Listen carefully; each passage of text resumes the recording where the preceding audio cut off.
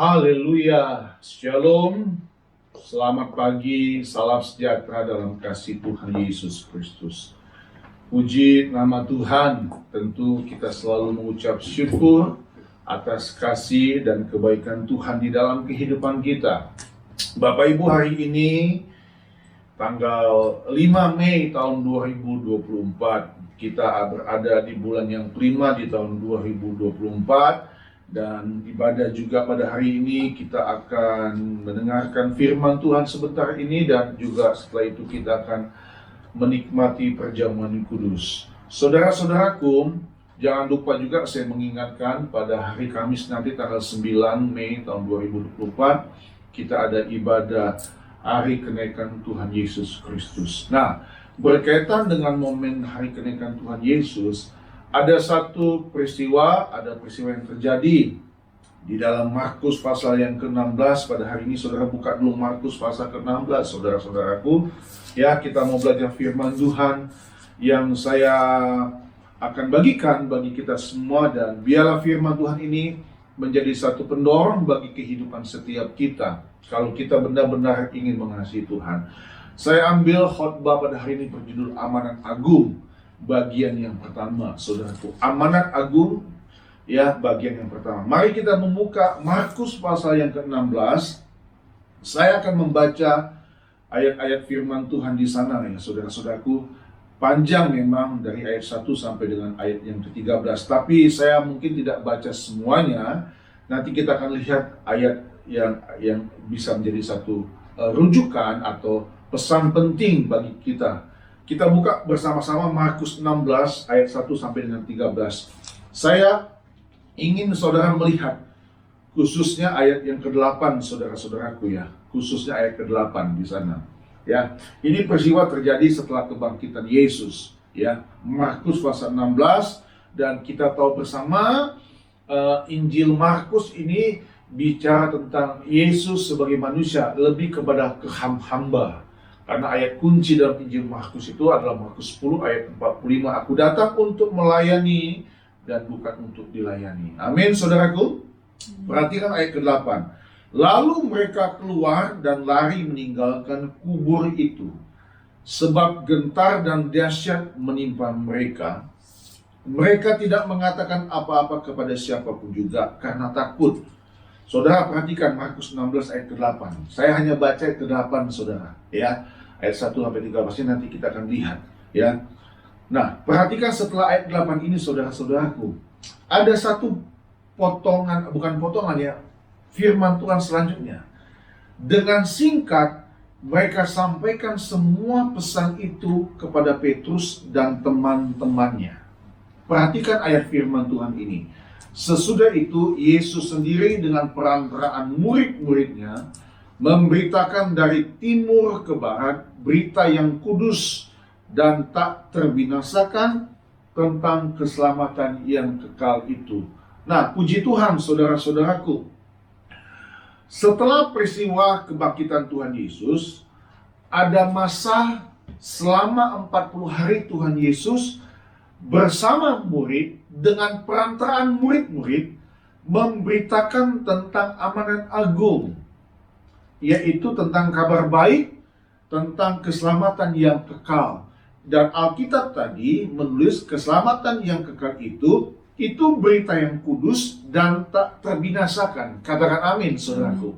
Perhatikan, berita yang kudus, artinya berita ini benar-benar murni, benar-benar suatu panggilan suci, suatu berita yang baik, ya, kabar baik dan tak terbinasakan. Wow, saudara, ini luar biasa.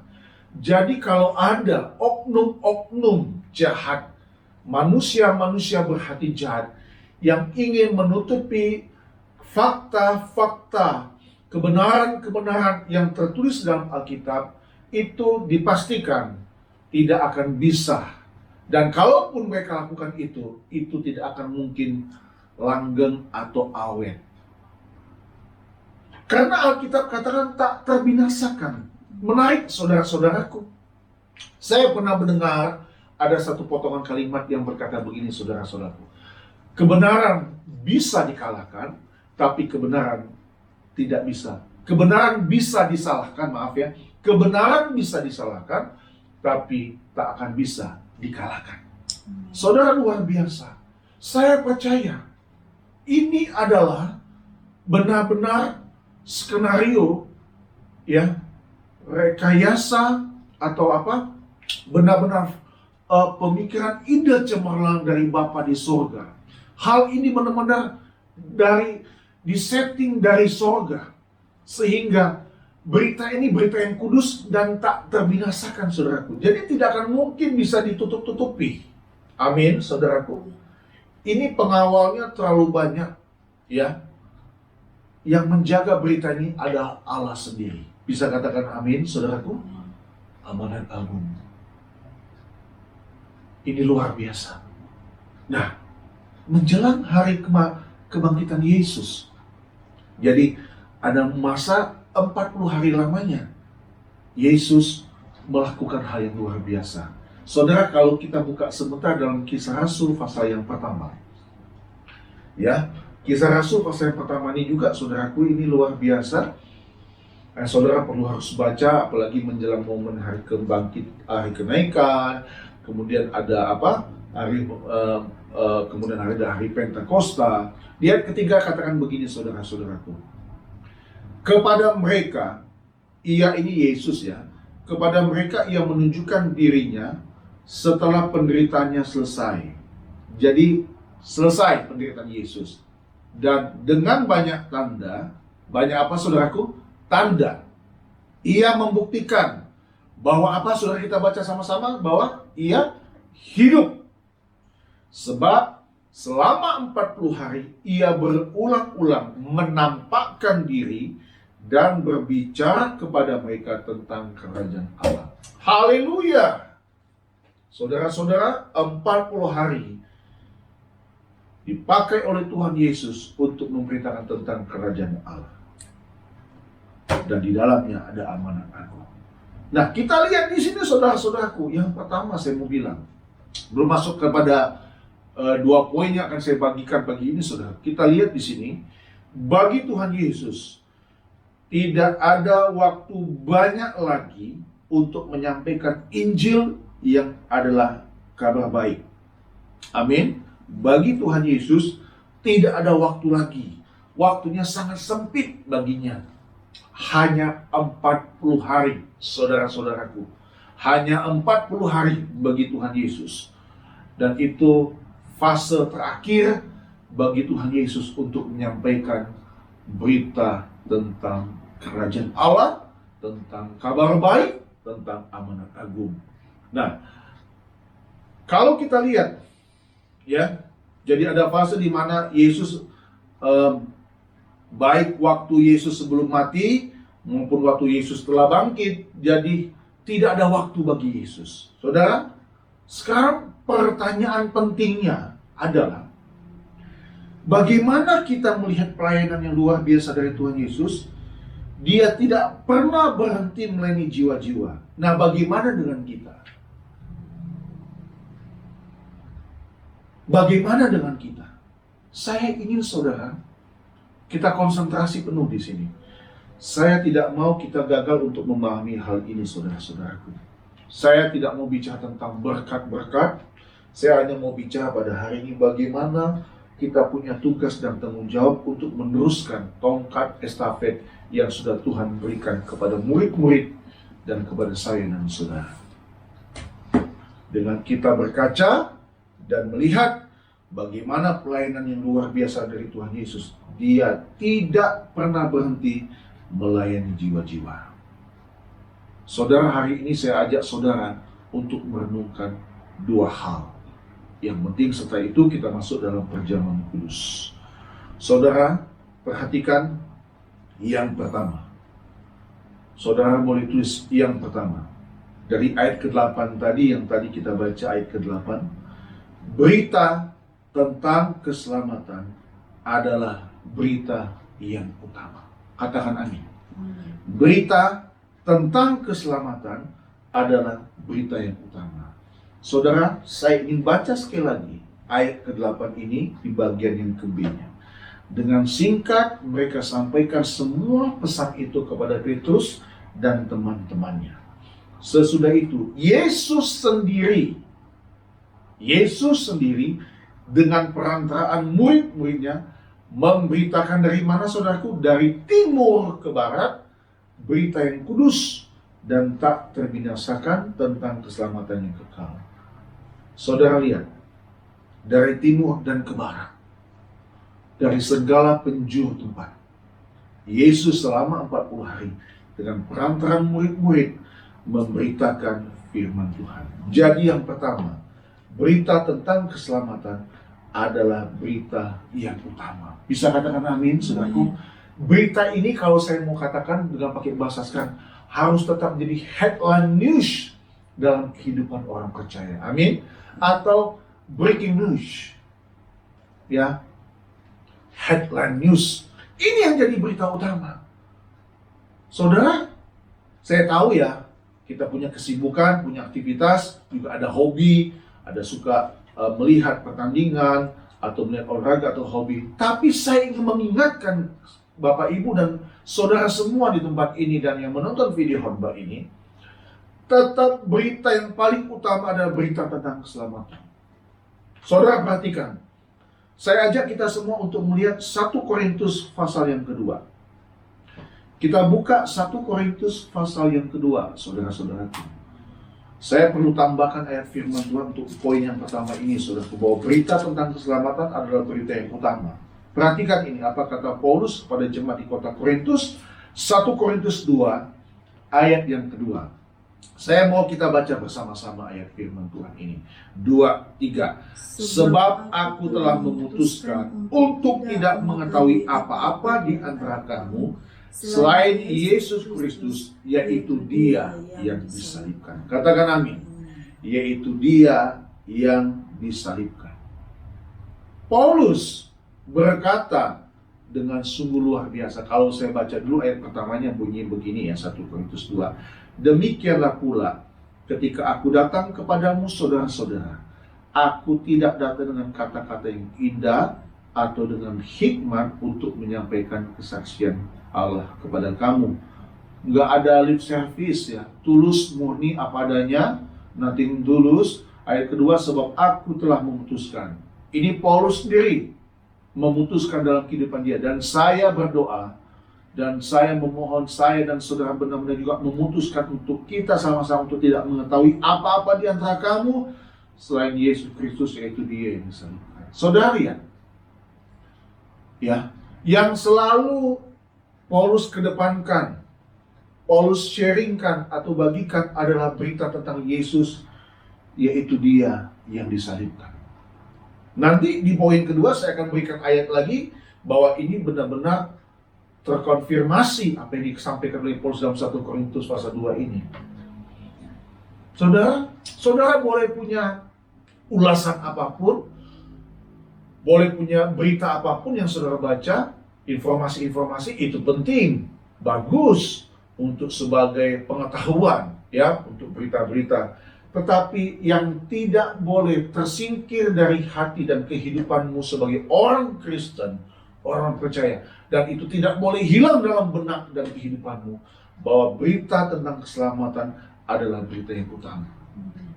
Jadi kenapa saya kedepankan ini yang pertama? Satu, saudaraku, nanti di dalam berita ini ada tentang amanat agung. Jadi orang percaya ini, saudara-saudaraku, ada satu beban dan kerinduan di hati dia untuk mendoakan jiwa-jiwa. Ya, tentu jiwa-jiwa itu adalah memang urusannya Tuhan. Apakah mereka mau percaya atau terima Yesus atau tidak, itu bukan urusan kita lagi. Tetapi urusan kita adalah seperti Paulus, kita hanya ingin mengetahui tentang Yesus, yaitu Dia yang disalibkan. Jadi kehidupan Yesus harus jadi satu warna yang mewarnai seluruh jiwa kehidupan kita. Bisa katakan amin, saudaraku? Saya ingin kembali ya, sodorkan, bagikan ayat firman Tuhan ini. Ya, bagaimana berita tentang keselamatan itu adalah berita yang utama. Mari sama-sama kita buka kitab Kisah Rasul pasal yang keempat. Untuk tambah lagi, di poin yang pertama ini ya. Ibu Gembala sudah rajin selalu mencatat firman Tuhan, dan Bapak Ibu, video ini selalu akan dirilis dan saudara akan mendengar lagi firman Tuhan. Saudara buka bersama dulu, kita lihat Kisah Rasul pasal yang keempat. Ada 2 ayat akan saya bagikan, setelah itu Kisah Rasul 16 ya. Pertama, dalam Kisah Rasul pasal yang keempat ya, Kisah Rasul pasal 4, waktu Petrus dan Yohanes di hadapan mahkamah agama, ada bunyi firman Tuhan begini. Dalam ayat firman Tuhan, ayat yang ke-12. Dan keselamatan tidak ada di dalam siapapun juga selain di dalam Dia. Katakan amin.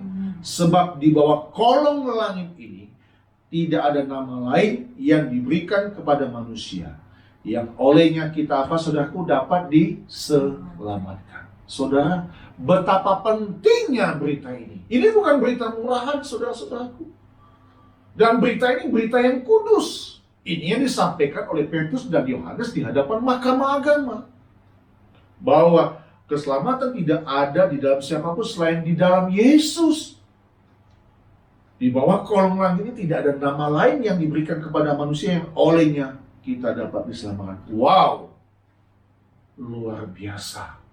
Itulah sebabnya saudara-saudaraku, setiap sebulan sekali kita selalu mengadakan perjamuan kudus.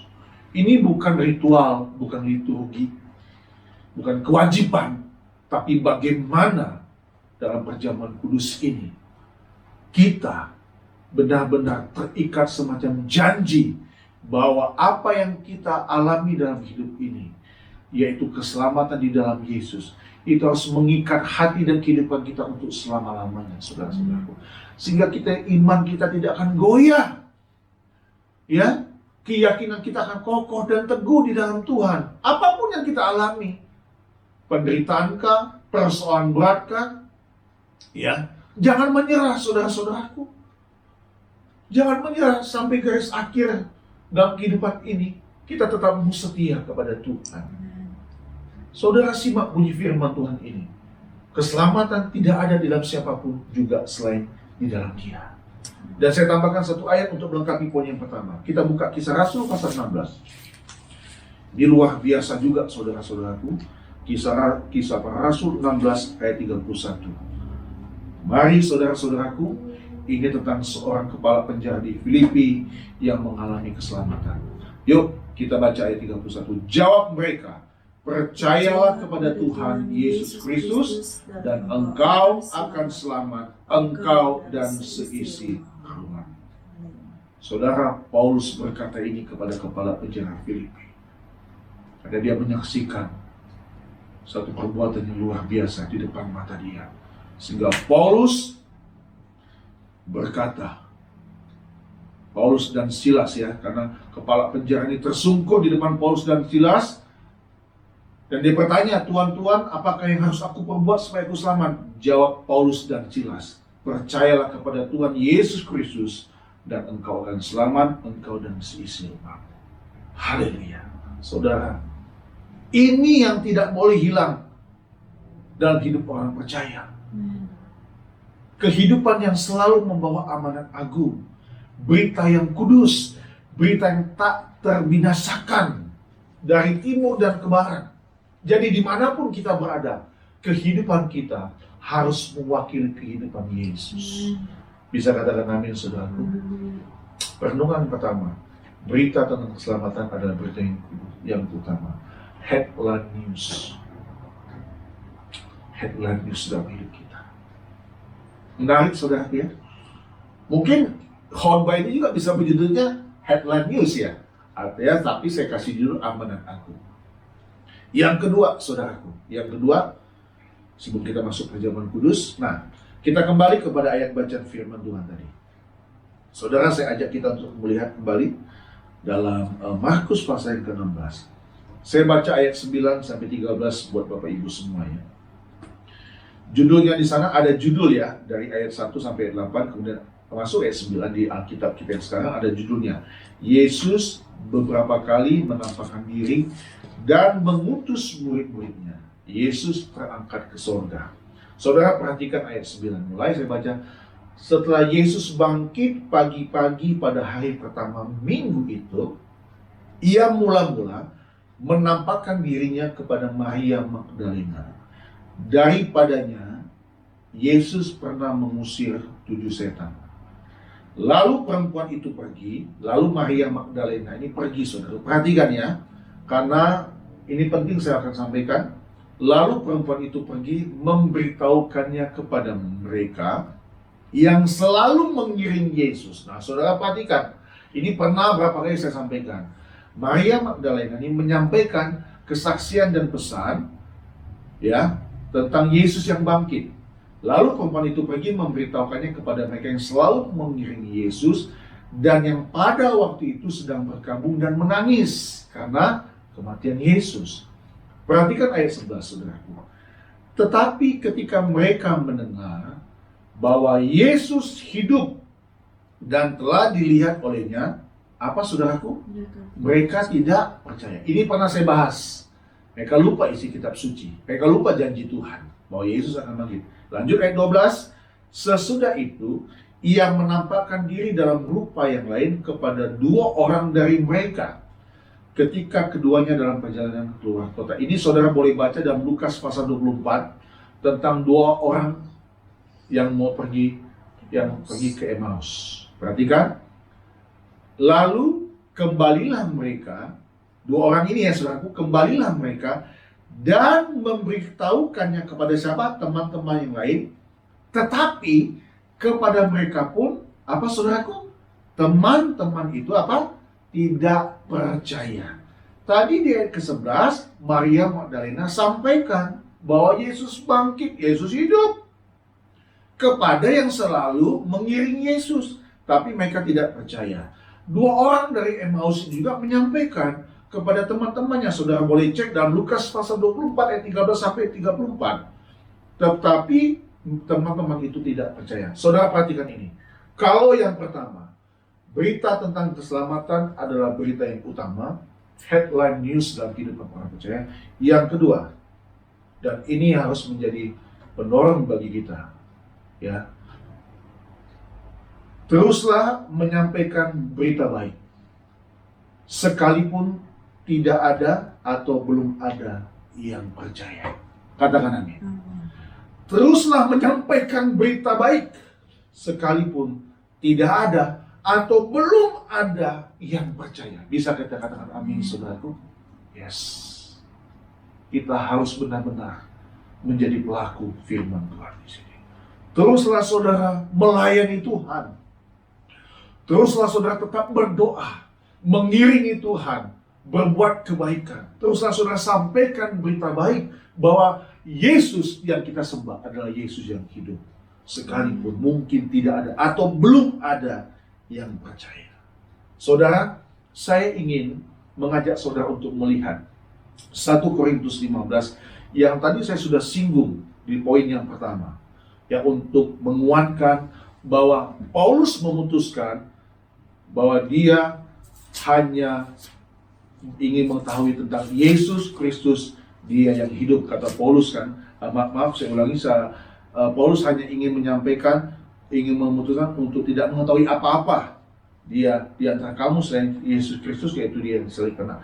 Kalau kita buka 1 Korintus pasal yang ke-15, saudaraku, ini berita yang sangat luar biasa yang melengkapi untuk poin yang pertama. Mari saya akan membaca untuk kita semua ayat 14 dan ayat 17. Saudara simak bunyi firman Tuhan ini ya. Kita belajar firman Tuhan dan kita mau hidup dalam kebenaran firman Tuhan. Tetapi, ayat ke-14, tetapi andai kata Kristus tidak dibangkitkan, maka apa saudaraku? Maka sia-sialah pemberitaan kami dan sia-sialah juga kepercayaan kamu. Ayat yang ke-17, dan jika Kristus tidak dibangkitkan, maka sia-sialah kepercayaan kamu dan kamu masih hidup dalam dosa. Katakan amin. Saudara, teruslah beritakan firman Tuhan. Teruslah kabarkan kabar baik. Karena apa yang kita lakukan bukan sesuatu yang sia-sia. Paulus memutuskan untuk lebih memikirkan Yesus yang disalibkan. Ditegaskan dalam 1 Korintus 15 ini, kalau Yesus yang kami beritakan itu tidak dibangkitkan, maka sia-sia apa yang kami lakukan ini. Sia-sialah kepercayaan kamu. Dan bahkan dikatakan ayat 17, kamu masih hidup dalam dosamu. Percuma jadi orang Kristen. Percuma kita ibadah kayak begini, saudara-saudaraku. Buat apa? Itulah sebabnya setiap sebulan sekali ya minimal, kita selalu mengadakan perjamuan kudus. Saya tambahin lagi. Untuk poin yang kedua ini sebagai ayat-ayat yang terakhir dalam Roma pasal yang ke-10. Kita buka kitab Roma pasal yang ke-10, saudara-saudaraku.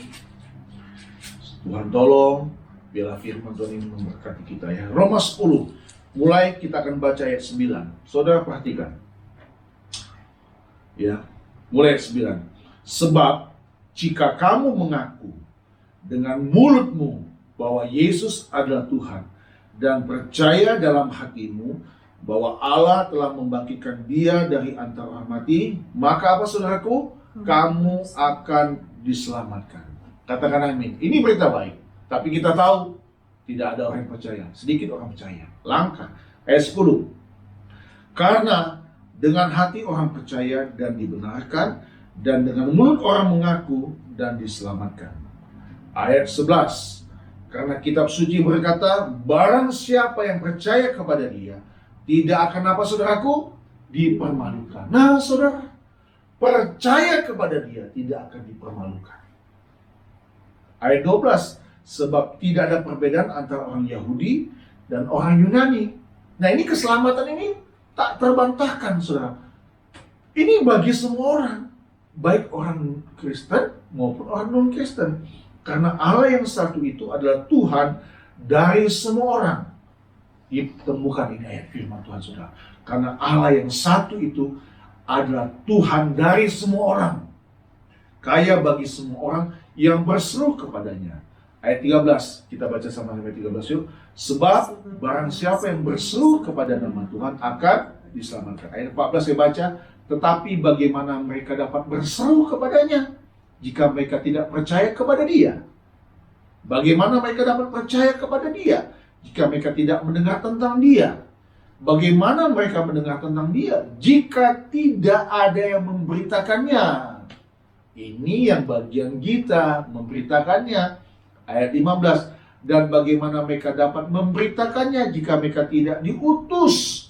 Sebab seperti ada tertulis, betapa indahnya kedatangan mereka yang membawa apa saudaraku? Kabar baik. Kalau tujuan saudara tulus murni, Tuhan tidak akan permalukan saudara. Ayat 16. Tetapi tidak semua orang telah menerima kabar baik itu. Yesaya sendiri berkata, Tuhan, siapakah yang percaya kepada pemberitaan kami? Saudara, saya tutup, sebenarnya saya tidak tulis di sini, tapi saya ingin mengajak saudara untuk melihat ayat 20. Dan dengan berani Yesaya mengatakan, aku telah berkenan ditemukan mereka yang tidak mencari aku telah menampakkan diri kepada mereka yang tidak mengenal aku. Ini saya punya keyakinan ayat firman Tuhan. Tuhan datang kepada orang yang belum percaya kepada Yesus. Amin. Aku telah berkenan ditemukan mereka yang tidak mencari aku. Aku telah menampakkan diri kepada mereka yang tidak menanyakan aku. Oh saudaraku, jadi bukan berarti kita mengabaikan tugas kita. Oh Tuhan nanti bekerja. Benar, sampai hari ini pun Tuhan bekerja. Tapi lewat siapa? Lewat saya dan saudara. Dalam kitab Roma ini saudara-saudara dikutip dan Yesaya bahwa Tuhan menampakkan diri kepada orang-orang yang tidak mencari Dia. Saya percaya inilah penginjilan yang Tuhan lakukan secara langsung kepada tiap-tiap jiwa. Kalau saudara boleh melihat sekarang di YouTube, di mana saja banyak orang yang awalnya tidak percaya kepada Yesus, yang tidak percaya kepada kekristenan, akhirnya hati mereka terbuka. Mereka mengalami anugerah Allah. Haleluya. Bisa katakan amin? Teruslah sampaikan kabar baik, berita baik. Sekalipun tidak ada atau belum ada yang percaya. Haleluya saudara-saudaraku. Inilah amanat agung. Ya. Amanat agung adalah sesuatu yang sangat penting dalam kehidupan orang percaya. Kita bersyukur, puji Tuhan. Ya, kita bersyukur, puji Tuhan. Artinya Tuhan yang kita sembah bukan Tuhan yang mati, Dia hidup. Dan dalam hidupnya, selama 40 hari di bumi ya saudaraku, selama 40 hari di bumi, kalau kita kembali pada Injil Markus tadi, dia tetap memberitakan Injil yang adalah kabar baik, kabar berita yang kudus, yang tak terbinasakan, yang adalah headline news dalam kehidupan Yesus. Dan headline news itu harus jadi kehidupan setiap orang percaya. Berita tentang keselamatan yang kekal. Saya akan sambung pada sesi yang berikutnya untuk amanat agung bagian kedua. Tuhan Yesus berkati kita semua. Haleluya. Terpujilah nama Tuhan, dan mari kita siapkan kehidupan kita untuk terima tubuh dan darah Tuhan Yesus. Tuhan Yesus memberkati kita semua. Amin.